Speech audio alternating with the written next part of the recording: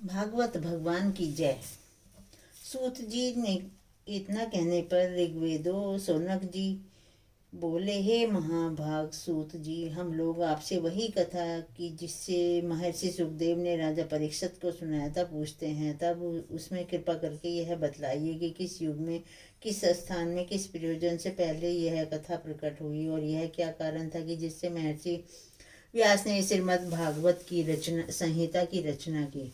उनके पुत्र सुखदेव जी तो बड़े योगी तथा समदृष्टि थे, यहाँ तक कि वे श्री वेद व्यास जी से भी बढ़कर थे। एक विष्णु में ही बुद्धि लगाने वाले, माया निद्रा से जागृत, गुप्त रूप से महाज्ञानी और देखने में महामूढ़ से जान पड़ते थे। तभी तो एक समय जबकि वे नग्न सुखदेव जी कहीं जा रहे थे तो उन्हें देखकर भी जल में क्रीड़ा करती हुई अप्सराओं ने वस्त्र धारण न किया, परंतु उनके पीछे वहां जो ही वेद व्यास जी आए कि उन्होंने वस्त्र पहने हुए भी देखकर स्त्रियों ने लज्जित होकर अपने वस्त्र पहन लिए। तब यह आश्चर्य देखकर व्यास जी ने स्त्रियों से पूछा तो उन्होंने कहा, तुम्हारे यहाँ स्त्री पुरुष का भेद है, किंतु तुम्हारे पुत्र सुखदेव जी परम पवित्र दृष्टि वाले और स्त्री पुरुष भेद से रहित हैं। किंतु आश्चर्य तो इस बात का है कि उन बावले, उन्मत्त और मूर्खों की तरह वह जंगल देश में विचरने वाले सुखदेव जी को हस्तिनापुर के पूर्ववासियों ने कैसे पहचान लिया कि जिससे पांडु वंश में उत्पन्न राजा परीक्षित उनसे मिले। फिर हे सूत जी, सुखदेव जी मुनि तो गृहस्थों के घर कभी आते जाते ही नहीं थे, और यदि कभी संयोग बस कहीं किसी के आश्रम में चले भी गए तो वहां उतनी ही देर ठहरते थे जितने समय में गऊ दुही जाती है। फिर अभिमन्यु पुत्र राजा परीक्षित को मुनियों ने विष्णु जी का बड़ा भक्त कहा है। यह कैसे? उन्होंने कौन से आश्चर्यजनक कार्य किए थे और उनका जन्म आदि कैसे हुआ था, उन सबको आप मुझसे वर्णन कीजिए। उन चक्रवर्ती राजा परीक्षित ने किस कारण से राजलक्ष्मी का निरादर किया और किस कारण से वे अंजल त्याग कर गंगा के किनारे प्राण देने को उद्यत हो गए, क्योंकि जिन परीक्षित के चरण रखने की चौकी तक को शत्रु लोग धन लेकर अपने कल्याणार्थ उसे प्रणाम करते थे, वे कठिनता से त्याग करने योग्य राजलक्ष्मी को त्याग प्राणों की बाजी लगाकर गंगा किनारे क्यों चले गए? फिर विष्णु जी के भक्त तो संसार के कल्याण और निज ऐश्वर्य प्राप्ति के लिए ही जीते हैं, तब राजा परीक्षित ने संसार का स्नेह क्यों त्याग दिया? है मुनीश्वर, ये जो मेरे प्रश्न है, कृपा कर पहले इन्हीं सबों पर प्रकाश डालिए। आप वैदिक विषयों के अतिरिक्त अन्य सर्व विषयों में पारंगत और वक्ताओं में बड़े ही निपुण हैं। तब सौनक जी ने ऐसे कहा। तब सूत जी बोले, हे सौनक जी ऋषियों सुनो, द्वापर में वसुओं के वीर्य से उत्पन्न सत्यवती के गर्भ से पाराशर ऋषि के द्वारा वेद व्यास जी का जन्म हुआ था कि जिनमें पूर्णतः श्री विष्णु का अंश विद्यमान था। तब कलयुग के आने पर जब एक समय श्री व्यास जी सरस्वती नदी के जल प्रवाह में स्नान कर रहे थे, समाधिस्थ हो बैठे, तो उन्हें कली के द्वारा होने वाली समस्त सम विषम परिस्थितियों का ज्ञान हो गया, क्योंकि पूर्ण योगी को उस अवस्था में गुप्त प्रकट सभी बातें आत्मा द्वारा ज्ञात हो जाती हैं। तब इस प्रकार युग धर्मों का उलट पुलट देखकर उन्हें बड़ी चिंता हुई। उन्होंने संसार के कल्याणार्थ वेद के 4 भाग कर दिए, ऋग्वेद, यजुर्वेद, सामवेद, अथर्ववेद। इस प्रकार वे से उन्होंने वेद का विभाजन किया। इतिहास और पुराण 5वां वेद कहा गया। इसमें पहल महर्षि ऋग्वेदी, जैमिनी महर्षि सामवेदी और वैशंपायन महर्षि यजुर्वेद का अभ्यास करने लगे। सुमंत मुनि अथर्व वेद के ज्ञाता थे और मेरे पिता रोमहर्ष जी इतिहास और पुराण के जानने वाले थे। फिर इन सब ऋषियों ने अपने अपने वेद के अनेक प्रकार से विभाग किए। पश्चात उनके शिष्यों ने उन विभाग को भी शाखा प्रशाखा संयुक्त कितने ही और विभाग प्रकट किए कि जिन्हें थोड़ी सी बुद्धि वाले मनुष्य भी समझ सकें। इसी प्रकार महर्षि वेद व्यास ने भी वेदों को इस प्रकार से विभाजित कर सरल किया कि जिसे सर्वसाधारण जन समझकर भगवत मार्ग में जा आत्मोन्नति कर ले। स्त्री, शूद्र और ब्राह्मणों में अधम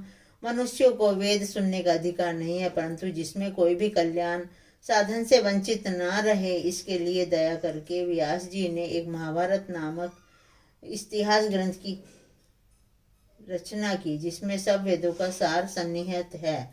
किंतु जब इतने पर भी प्राणियों का सदैव ही चिंतन करने वाले व्यास जी का चित्त प्रसन्न न हुआ, तब वे अत्यंत खेद और खिन्न होकर नाना प्रकार का संकल्प विकल्प करते हुए किसी अन्य ग्रंथ के प्रणयन का विचार करने लगे। तब सरस्वती नदी के तट पर बैठे बैठे व्यास जी ऐसा विचार कर ही रहे थे कि सहसा उनके समक्ष हाथ में वीणा लिए नारद जी आ गए। नारद जी को देखकर व्यास जी उठ खड़े हुए और यथाविध उनका पूजन किया। नारद जी का व्यास से विष्णु भक्ति प्रधान ग्रंथ की रचना करने का अनुरोध। तब महर्षि वेद व्यास जी को खिन्न देखकर कुछ मुस्कुराते हुए नारद जी बोले, हे व्यास जी, कहिए, आपका चित्त प्रसन्न तो है? आपने तो जानने योग्य सभी वस्तुओं को जान लिया है। आपने जो यह महाभारत पुराण की रचना की है, इसमें तो अर्थ, धर्म, काम और मोक्ष चारों पदार्थ आ गए हैं। इसके द्वारा तो आपने सनातन परब्रह्म को विचार कर उसकी प्राप्ति भी कर ली है। फिर भी मैं देखता हूँ कि आप अभी आप अपने को अपूर्ण मनोरथ ही समझ रहे हैं। हे मुने, अब आप किस लिए इतनी चिंता में पड़े हुए हैं? व्यास जी ने कहा, हे देवर्षि, आप जो कहते हैं वह सब कुछ मुझ में विद्यमान है, परंतु इतने पर भी जो मुझ में प्रसन्नता नहीं आ रही है, उसका क्या कारण है, यह आप ही बतलावें। क्योंकि आप ब्रह्मा से उत्पन्न गंभीर ज्ञान वाले अव्यक्त हैं। आपने उस पुराण पुरुषोत्तम की उपासना की है, जो समस्त कार्य कारणों के स्वामी, केवल मन से ही भाषा के गुणों द्वारा विचार संसार की रचना, पालन और संहार करने वाले हैं और सबसे निर्लेप रहने वाले साक्षात नारायण रूप हैं। आप तीनों लोकों में भ्रमण करने वाले हैं, सूर्य के समान सर्वदर्शी और प्राणवायु के समान सबके मन की बात को जानने वाले हैं। आप परम वेद पाठी और योगाभ्यासी हैं। मेरी बुद्धि तो आपसे न्यून ही है, सो कहिए, इस प्रकार क्यों चिंतित हो रहा हूँ?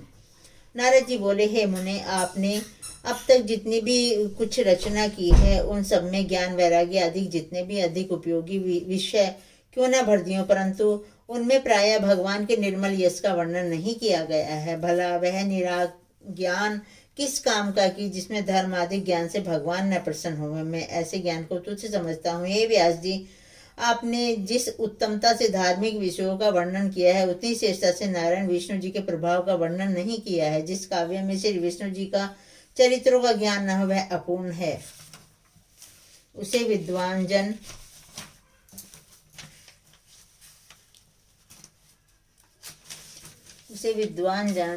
तीर्थ के नाम से जानते हैं, या काक तीर्थ के नाम से जानते हैं। ऐसी रचना को ब्रह्म पद को प्राप्त योगी उत्तम दृष्टि से नहीं देखते हैं, किंतु उन्हीं शब्दों से मनुष्य का पाप दूर हो सकता है, जिससे अशुद्धियां रहने पर भी उनके प्रत्येक पदों श्लोकों में विष्णु जी का यशोगान रहता है। ऐसे काव्य को साधु लोग गाते और कहते और श्रवण करते हैं, चाहे कोई परम ज्ञान संबंधी ही गान अथवा पद या श्लोक क्यों न हो, परंतु विष्णु भक्ति रहित होने पर वह शोभा प्राप्त नहीं करता। भला वह सकार्म कर्म किस काम का है कि जो ईश्वर को अर्पण न कर दिया गया हो? अतएव हे योगनिष्ठ व्यास जी, आप अपनी अपूर्व योग शक्तियों को लगाकर किसी एक ऐसे ग्रंथ का प्रणयन कीजिए जिसमें विष्णु जी के चरित्र का पूर्णतया समावेश होवे, क्योंकि अब कलयुग का महाकठिन समय आ रहा है कि जिसमें भेद युक्त दृष्टि वाले मनुष्यों की बुद्धि वायु से ताड़ित उस नौका के समान हो जाएगी, जिस अवस्था में तनिक भी असावधानी उनके जीवन का अंत कर सकती है। सो आप प्रवृत्ति मार्ग में स्नेह करने वाले पुरुषों के लिए धर्म संबंधी किसी एक ऐसे ही उत्तम और सर्व दुर्लभ ग्रंथ की रचना कीजिए, जिससे सब धर्मों और सब कर्मों के सम्मिश्रण के साथ उन्हें निर्वृत्ति मार्ग का उपदेश प्राप्त हो सके, क्योंकि मनुष्य जीवन के लिए निर्वृत्ति मार्ग ही परम आवश्यक है। फिर सब प्रकार के चतुर मानव जाति के लिए उस अनंत प्रभाव वाले विष्णु जी के अनंत स्वरूप को जानना परम आवश्यक है। अतः जो सर्वगुण संपन्न और निर्गुण तथा सगुण रूप हैं, ऐसे विष्णु जी के चरित्र को आप अवश्य गाइए। यद्यपि अपना धर्म सबसे बढ़कर है, तथापि उसे त्याग करके भी जो विष्णु जी के चरणों का भजन करता है, चाहे वह जिस जाति में क्यों न हुआ हो, परंतु वह अपात्र होने पर भी सर्वथा कल्याण का भागी होता है। परंतु अभक्त एवं नास्तिकों की तो बात ही न्यारी है, उन्हें कुछ नहीं मिलता, किंतु विद्वान के लिए यह उचित है कि वह परमानंद स्वरूप में ही लीनता का प्राप्त कर ले, क्योंकि विषय सुख तो अत्यंत ही तुच्छ और काल द्वारा प्रेरित आते जाते रहते हैं। फिर इनके लिए यत्न करना व्यर्थ है, परंतु प्रवृत्ति मार्ग में रहकर भी जिन विष्णु जी की भक्ति में तत्पर रहते हैं, वे जन्म मरण से छूट जाते हैं। श्री भागवत भगवान की है आरती, पापियों को पाप से है तारती। ये अमर ग्रंथ ये मुक्ति पंथ ये पंचम वेद निराला, नव ज्योति जगाने वाला। श्री भागवत भगवान की है आरती, पापियों को पाप से है तारती। ये सुख करनी ये दुख हरनी श्री मधुसूदन की आरती, ये शांति गीत पावन पुनीत पापों को मिटाने वाला, हरि दर्श कराने वाला। श्री भागवत भगवान की है आरती, पापियों को पाप से है तारती। श्री राम यही घनश्याम यही प्रभु की महिमा की आरती, ये शांति गीत पावन पुनीत पापों को मिटाने वाला, हरि दर्श कराने वाला। श्री भागवत भगवान की है आरती, पापियों को पाप से है तारती। ये मधुर बोल पथ पंख गोल सन्मार्ग दिखाने वाला, बिगड़ी को बनाने वाला। श्री भागवत भगवान की है आरती, पापियों को पाप से है तारती। श्री राम यही घनश्याम यही प्रभु की महिमा की आरती, श्री भागवत भगवान की है आरती, पापियों को पाप से है तारती। ओम नमो भगवते वासुदेवाय। हे भगवान, मेरी ये भागवत कथा की कोशिश को स्वीकार कीजिए और मेरे पति की आत्मा को शांति दीजिए। ओम शांति शांति शांति सुशांति भवा।